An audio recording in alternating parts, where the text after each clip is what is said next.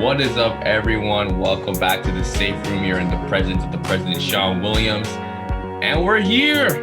We are here. It's been one full year, man. Well, I think it was May 7th. I think it was May 14th. But it's a week later, almost a week later. But as I'm recording this, we are now over a year since the Safe Room started back in May 14th, 2020. That's when I dropped my first episode. It was just such a monumental moment, and I'm really just proud of everything that has happened. So today, there's no huge topic. There's no big discussion. I don't have no guests on the show. Today is just the day where we're celebrating. We're looking back at all the episodes. We're just going to talk about it. We're just going to have fun, Who knows? This probably won't be that much of a long episode, probably 20 minutes max. So I'm not really expecting anything crazy out of this, but I just want to say my full gratitude and how happy I am that it's been a year of the Safe Room. Just to kind of start things off, I had an idea of this back last year and I had no clue where it was going to go. Like, I had no plans. I just did this because of the pandemic. When it first started off, it was just terrible. Like, all the cases were going up and I'm like, hey, let me just do a podcast. Why not? I'm bored. I got nothing else to do, right? So that was just really the start for me. And from here, I just haven't looked back. I just been pushing, going forward. I dropped my website just early this week as well. I'm working on other stuff as well, like other projects. And it's just an exciting time. And I'm really glad I'm here to just be with you guys, listening and just, I really have no more words. I have no words, like, really, I don't. So yeah, honestly, I could just say from the bottom of my heart, I'm so grateful for what God has given me as like this talent to just go out and talk with these people, like all the guests I've had, have these conversations and just talk to you guys as well. Just being as raw and as genuine as possible. I don't try to go on camera and become something I'm not or put on a mask where people are portraying me in a certain image. No, I'm always 100%, whether you like it or not. Like, this is me and I'm not going to change for nobody. So that's really the bottom line because I say so. So I kind of want to just go over all the episodes I've done. How has the process been? What's it meant for me? I've really just tried to keep a certain platform and a certain framework, but also by the end, I really want to talk about the future because I don't want to talk that much about the past because sure, the past is great, but I mean, I think you want to know what's moving forward. Like, what am I trying to do? So yeah, like this one is really coming from the heart. Like, I really want to like connect with you guys on a deeper level. So yeah, let's go. Let's just get into it. So episode 1.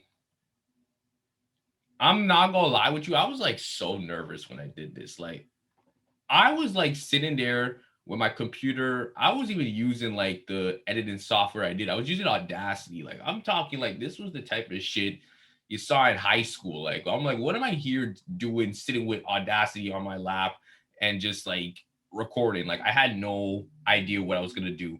Like, I was stuttering. I was like, I was taking pauses. Like, the editing was terrible at first, and I was thinking to myself like, yo, this is gonna be a bust. Like, this was gonna be a bust because it wasn't just the first time I was like doing podcasting. I think it was like the first time I was like on YouTube, like legitimately. Like, so like I wasn't known to the YouTube community in terms of like uploading stuff. Like, all the times I was on YouTube because I was watching other YouTubers. That's it. Like, for my amusement. That's it.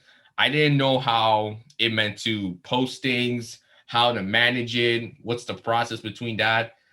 Like, I'm not gonna lie, the internet I was running with a year ago, it was so hard to upload videos. Like, it took hours.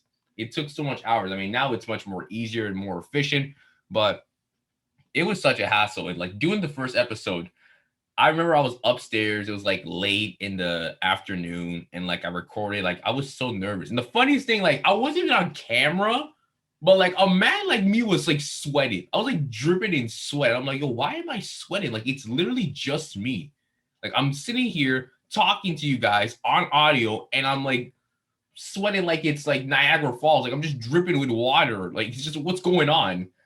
And I just thought to myself, like, yo, this is probably like not gonna work.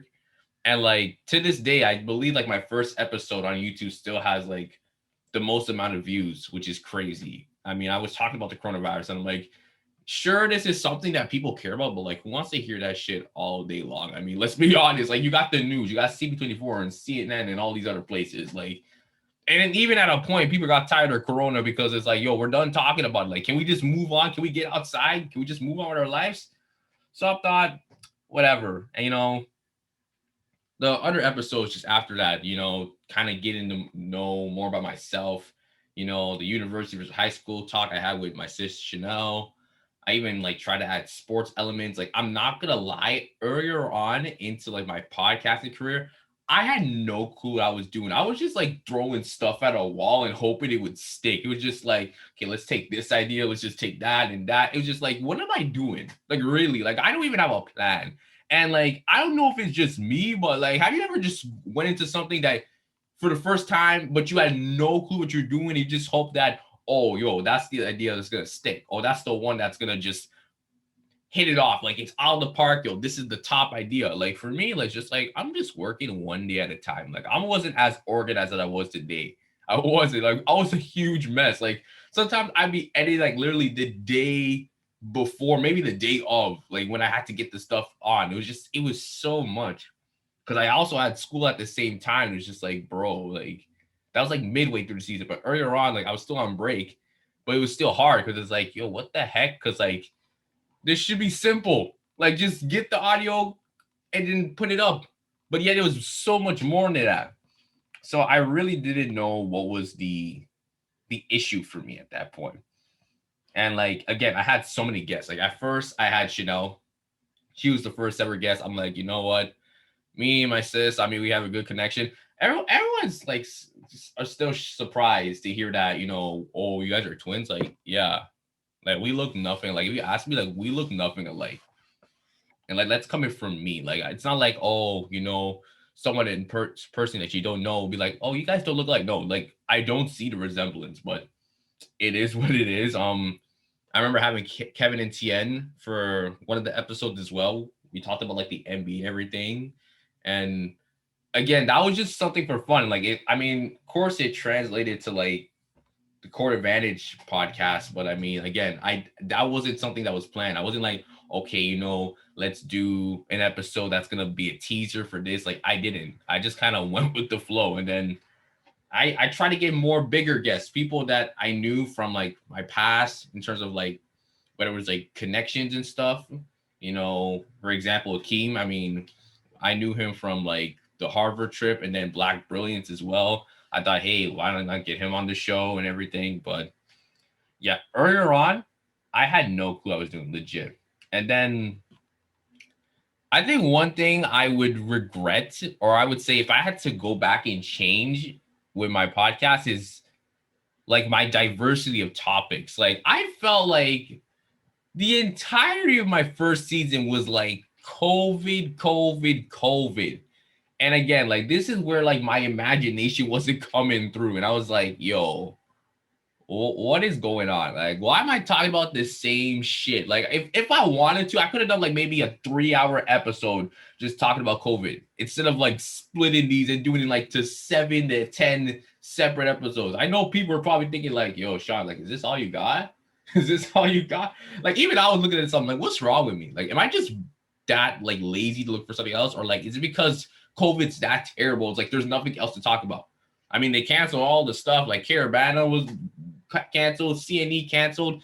Everything was just dead. Sports was dead for a while.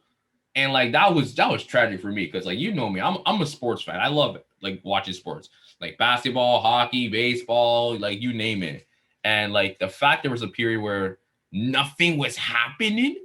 Like the one thing that was happening, that was wrestling. Like not even WWE. Like if you were like an old fan, could just go back to, not even that could fix it. So it's like, dude, like how the heck are we like surviving these times? Like really, like there's nothing to do. So I felt like, okay, we got to talk about COVID because there's nothing else, right? And I mean, I tried to get different guests, just so hoping that, okay, if there's more people on my show, that maybe the discussions get better. I mean, some of them were, but I still had no clue what I was doing. And to be completely honest, I think things kind of, I wouldn't say things took a change when I did this specific series last year, but that was probably the best bright spot before I actually started to really get into the swing of things. And it was the old school versus new school series. I felt like that alone was something that was like my crowning achievement for season one, because I planned so hard for that. That was a discussion I wanted to have.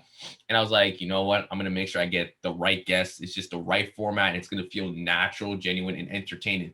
And it really was. It was probably like, to this day, probably one of my favorite episodes that I did. Those were the old school and the new school separately, episode 11 and 12. Those were just fantastic. I remember having Chanel, Tamira, and Tommy for the old school, and like it was just so genuine. I still remember it. First 15 minutes, like I didn't say a word. Like I did the intro and everything, but after that, they just went in. I didn't even have to say anything else. Like they just kind of went in. I was like, yo, like I could just hop off right now and just be like, yeah, you guys got it. You guys got it. And the new school, I mean, that was still great too. Having Nicole and Lola, I mean, it was great having them. They were fun, and like they were taking shots as well. Like honestly, if you want to go listen to that, you should. Honestly, like everything I drop is fire.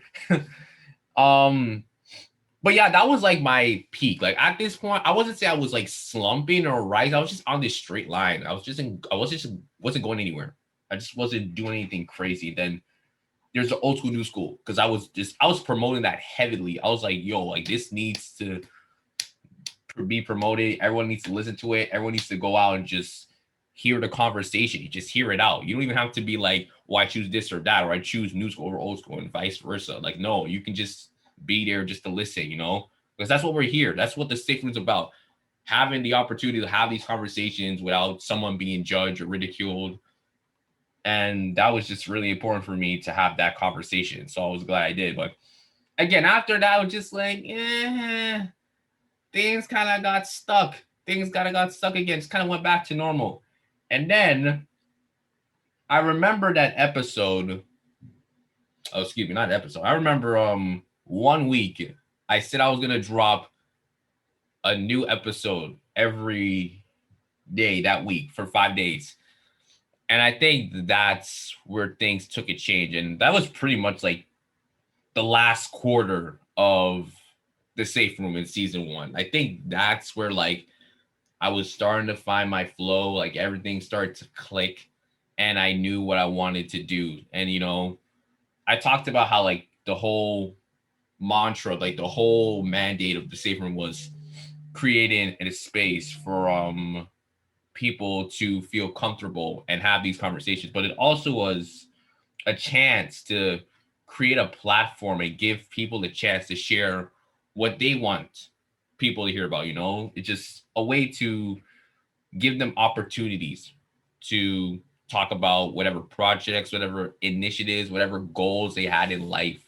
Because I mean, all of us at the end of the day, we're all in different communities, but we're all trying to chase the same goals. We're trying to make it out. We're just trying to achieve our dreams. And I wanted to be that person who really just gave a platform, just gave a chance for people to do that. So it kind of started off with when I got Musti, and like let me tell you, this guy is like hella talented. Like he is super talented in the craft that he does, and like it kind of started from him. Like he's a fantastic rapper. Honestly, he's like an MC, like not just a rapper, he's an MC. Like his words and like the message that he spits, it's really inspirational. And like having him for that period was absolutely awesome, and I would love to have him back on again, like for sure. And then the episode after that, it was the Jane and Finch Community Research Partnership. I had some of my colleagues, Farwa and Abina, on there as well. We were all working on the collections piece.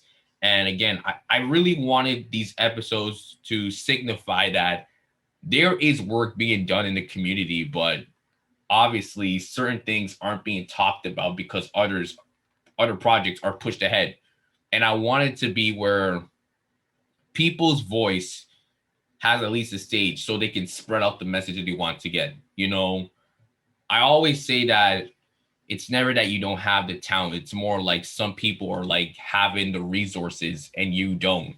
There's a lot of people who have a lot of different skill set, but if you don't have the certain ways to exemplify that skill set to a bigger audience, then that's the biggest issue. So I was hoping with my podcast that it could grow on its own, for myself, but also that it was helping someone else share their message, share their narrative on what they want to see for them, but also like what the community wants to see in that person or that project or whatsoever. And then came Black Brilliance. That was the season finale. That was kind of like the last talking point, just like how, because I was part of Black Brilliance, and just how much of a movement that was as well. This started back in 2016, and like it still goes on today. And people say it had such an impact on them, being there for the workshops, how it's student-led facilitation, how it made such a resounding noise like in the Toronto District School Board. Like I still remember that certain people didn't even want this to like blow up, and they didn't think it was gonna blow up the way it did. And like now it's like I can't even stop thinking about that day and how much it was just such a special moment. And like having Tony Morgan, who was part of the Harvard trip, who planned it, having her on the season finale, having that conversation was just absolutely epic. It's probably like one of my best viewed episodes I did it as well. So I was really proud about that. And then came this year. So I returned, I believe it was somewhere around April, or probably it was in March. I'm not sure, but I mean, if you saw my Instagram too, you saw all the cryptic messages, all the cryptic videos, and for all the people who watched that, I appreciate you because that took out so many times in my day, sometimes, but it was fun. But I came back and I really wanted it to be where I'm pushing like different groups or different individuals that they're showing to everyone that they want to be heard and they want to really demonstrate community leadership, community activism.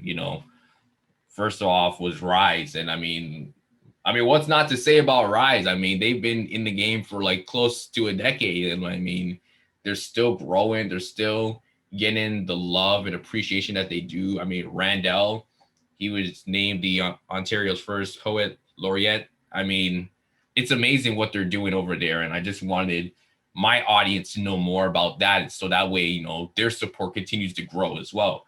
I have even had talks with like friends as well. Leanne, I mean, she and I, we went to the same middle school, and like she has her own business as well. And that's something that I appreciate, something that she uses like her own craft art, because like that's her favorite thing, that's her passion, and she kind of has been able to build around that and use it for something as good. And now people are really invested into it. So I was like, wow, like I had to get her on the show so that my audience knows. But also, it's not just for me. It's not just for being beneficial to me. No, it's that hoping that they can spread their message as well. Because I don't try to make it a very imbalanced setting when I have these conversations. And even Joel, I mean, I just had an episode with him last week, how he has his business, the Gospel Brand, and what he's trying to do with that as well, and sharing his narrative, as a Christian, his trials and tribulations. Like those are the things I just respect. And, I recommend that you guys hear out so badly, because like these are the types of people who want to like change. They want to change the community. They don't want to like do it for fame or money. They're not trying to do it for like reputation where people are kind of viewing them a certain way. No, it's like that's what their passion is about. And that's where like the community comes from, like the unity, how everyone's just so together because we all have the same lived experiences. We do, and not to say that it is the same, but there's always one trait that we can correlate to and like bring back. And that's why these conversations are so deep and enriched. And that's why it gives us the drive to keep pushing and going through. So that's been what's happened in 2021. And I want to continue that message. So I'm just hoping that with this podcast growing, that you guys come along in the ride with me, that whatever's happening, whether it's in your community, outside your community, that you're able to control your own narrative, that no one's going to be able to change the language of what you speak or change your goals to fit their own personal benefits, that you are staying in your own lane, you're going down your own road, and you know what's ahead of you. And it's good to have support. It's just knowing that if the support is genuine. There's a lot of people that support you, but it's only probably trying to get close to you, but it's not to help you. It's just for their benefit. It's really just to see you fail maybe at some points. You want to make sure that you surround yourself with good people that are always behind you 24/7. Like that's something I try to do with my family, with some of the friends I have. And I'm very grateful that God is keeping me on this path where I'm selected people who want to see me succeed, and vice versa for myself. I want to see the people around me succeed as well. And that's what I'm trying to do with my podcast. And that's really the bottom line. So yeah, it's honestly been a crazy year. And like just looking back, how it started with a laptop and just me. And I thought, what, this isn't really going to go anywhere. It's probably to be like a 2-3 week stretch and then I'm done. And now it's a year. I have a website. I mean, so many people have watched my episodes. So many people have been on my show as guests, and it's crazy. It's absolutely crazy what's happened in a year. And I'm just really blessed to be here in this moment with you guys, just celebrating the 1-year anniversary of the Safe Room. Now, with that being said, I know we talked about the past. Let's talk about the future. So yeah, like I mentioned earlier on this week, I dropped my website, thesaferoompodcast.com. I'll leave it in the description for you guys. And that's like, I know I said some of the episodes I've done was my crowning achievement, but I think this has got to be like top number one. So basically what the website's going to be for, it's just going to be like giving you guys like, access to my latest episodes and everything. You get to know more of like the history of the Safe Room, how it started, a little bit more about me personally. I want to do merch, but I want to take things slow. I don't want to rush into things because I know how like this process could be. Like if you jump into stuff, you got to make sure that you have like a plan A, plan B, contingency plans and all that stuff. I'm just trying to take it at one step at a time because I am still working, and I have to like balance like multiple things. So I don't want to rush into it. But merch is something that I'm really like flirting with in my mind for sure. But yeah, I'm trying to do different stuff, maybe a newsletter. So maybe for those who sign up to that, you may get information or like certain stuff that I'm not even posting on my IG page, or I'm not even posting ahead of time, So that way you guys could always be updated on what's happening with the podcast, so you're not out of the loop. So yeah, I'm thinking of doing a new segment on IG Live as well. I'm right now have the name. It's called the Presidential Suite. I don't know exactly how I'm going to structure it, but I have an idea. So I'll let you guys. I usually post everything on Instagram, but I'll also maybe updated this on my website as well, just to let you know. So be on the lookout for that. I just finished an intro track for an instrumental for the Safe Room. And I'm gonna be making a song. So I have been working on lyrics. I don't want to expose. Okay, you know what? I'm just gonna no. Okay, just boom. You can't see it, but yeah, there's lyrics. Anyway, that's gonna probably drop soon. Hopefully I'll get stuff done for that. And if you saw my tribute video, there's an idea I also have as well. It's called a podcast expo, the first annual Safe Room Podcast Expo. What is it? I can't tell you the details yet. I'm really like working on that. It's more of like I'm building. Like I need to get the right amount of like time, and then I'll give you the full details on that. But really, what can you guys expect in the future? I'm hoping to sell merch, so keep on the lookout for that. The podcast expo, keep on the lookout for that as well. The new segment, I think I might do it like maybe every Wednesday, maybe every Monday. Should I do it at the beginning of the week? To start the week off Monday. Who knows? Yeah, the song I might be dropping that soon. But also another thing too, like your boy's trying to get sponsored. Like I'm trying to get sponsored and everything. So if you know any sponsors, yo, hook a brother up, man. Hook me up. Let me know what's going on, because I've been trying to do my research and everything, and like, not gonna lie, it's not easy. It's not easy. But if you guys could, that would be amazing. Like, just let me know.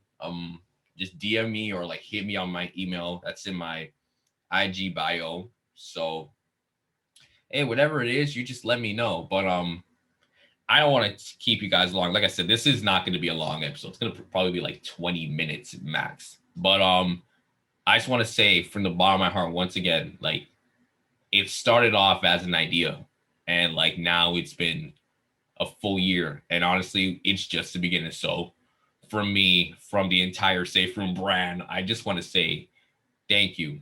Thank you to everyone who has been listening through the short episodes, through all the long episodes, from my YouTube channel, from all the mini clips, so all this and that, liking all the posts I've done on IG and everything. I really appreciate it from the bottom of my heart. And, I'm definitely excited for what the future holds. I really am. And I can promise you this, somehow, and it will happen, I want the Safe Room to be more than just a podcast for me. I want it to be for the community. It's something that the community can lead on in the future.